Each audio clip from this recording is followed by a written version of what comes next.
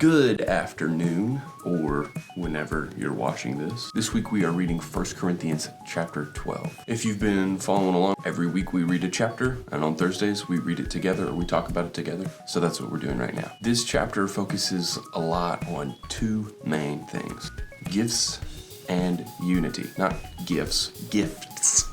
Gifts. They tie in very, very well together, and you'll see what I'm talking about here in a couple minutes. First, let's talk about the gifts. Paul writes that we all have different gifts, and we have received these gifts through the Holy Spirit. He then goes on to list all of these gifts that you might have. And gifts are great.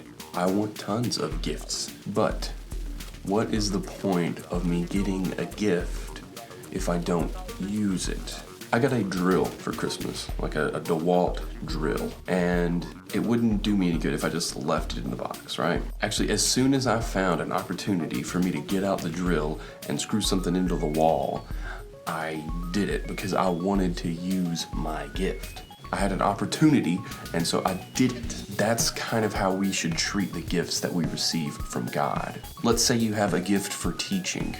Are you just gonna sit back and whenever they ask for teachers, you're just gonna be like, no, I'm not gonna use my gift? No, you're gonna raise your hand and be like, me, I'm good at this. Let me help God by using my gift. Now, this is where the diversity/unity, mostly unity part, comes into play.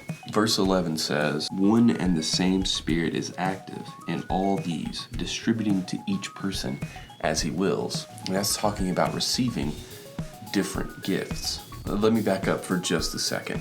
That drill that I got is a great tool, and it has all kinds of opportunities to be used. I plan on bringing that drill to camp next year and building another catapult or something like that with that drill. But if every single person brings a drill and that's all they bring, then we're not going to be able to make a whole lot of progress. What if we need to cut a piece of wood? We don't have a saw.